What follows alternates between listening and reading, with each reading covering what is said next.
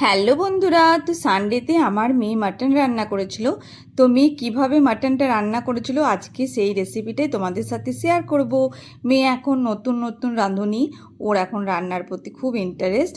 তো দেখা যাক আমার মেয়ে কীভাবে রান্নাটা করেছে। তো মাটনটা নিয়ে নিল একটা বড় পাত্রের মধ্যে, তারপর জিরে গুঁড়ো, লঙ্কার গুঁড়ো, ধনে গুঁড়ো, আদা রসুন বাটা সব অল্প অল্প করে দিচ্ছে, আর সর্ষের তেল দিল।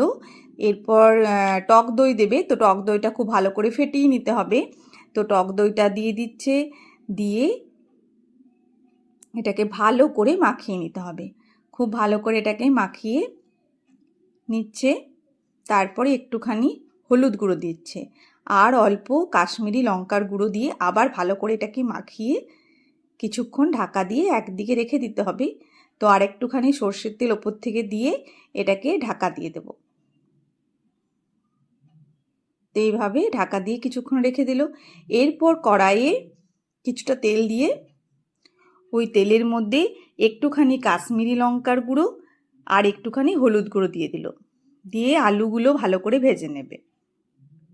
একদম লাল লাল করে আলুগুলো ভেজে নিতে হবে। এই যে লাল লাল করে ভাজা হয়ে গেছে, এরপর আলুগুলো তুলে নিচ্ছে। তারপর এই তেলের মধ্যে গরম মশলা, শুকনো লঙ্কা দিয়ে দিল আর তেজপাতা দিয়ে দিল। তো এই তেলটার মধ্যেই দিয়ে দিল। তো এই তেলটা দেওয়ার জন্য একটু কালারটা ভালো আসবে।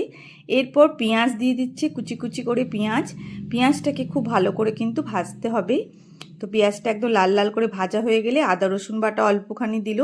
যেহেতু ম্যারিনেশনে একটু দেওয়া আছে, সেজন্য এখানে খুব কম পরিমাণে আদা রসুন বাটা দেওয়া হলো। আবার একটু করে হলুদ গুঁড়ো, ধনে গুঁড়ো, জিরে গুঁড়ো সব একসাথে দিয়ে দেওয়া হলো। দিয়ে এটাকে ভালো করে মশলাটাকে কষিয়ে নেওয়া হচ্ছে। তারপরে আবার একটুখানি কাশ্মীরি লঙ্কার গুঁড়ো দিয়ে দিল। তো এরপর মাংসগুলো সব দিয়ে দিতে হবে। তো মাংসগুলো দিয়ে এটাকে ভালো করে আবার কিন্তু কষাতে হবে। সমস্ত রান্নায় কিন্তু ভালো করে কষাতে হবে। তো মেয়ে এখন নতুন নতুন যেহেতু রান্না করছে, দেখো ভালো করে এখনও কিন্তু খুন্তি চালাতে পারে না।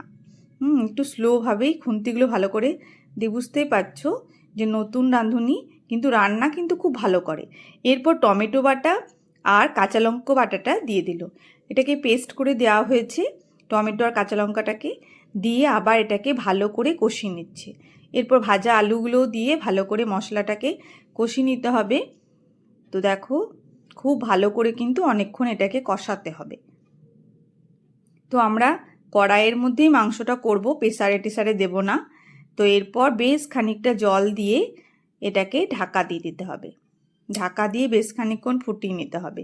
তো জল দিয়ে দেওয়া হলো, বেশ খানিকটা জল দিয়ে এটাকে কিন্তু ফুটতে দিতে হবে। তো ফুটতে দেওয়া হয়ে গেছে, দেখো মাংস একদম টকবক টকবক করে ফুটছে, বুঝতেই পারছো। তো এরপর একটুখানি নাড়াচাড়া করে আবার কিছুক্ষণ ঢাকনা দিয়ে রেখে দেওয়া হয়েছিল। তারপর ওপর থেকে একটুখানি গরম মশলা গুঁড়ো আর সামান্য কাঁচা লঙ্কা চিড়ে দিয়ে দেওয়া হচ্ছে।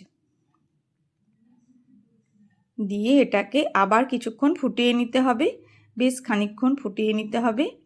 তো ফুটিয়ে নিয়ে এরকম করে ঢাকনা দিয়ে দিয়ে কিন্তু ফুটাতে হবে, বারবার করে ঢাকনা দিতে হবে আর একটু করে নাড়তে হবে, নাহলে তলে লেগে যাবে। তো আমাদের মাটন রেডি।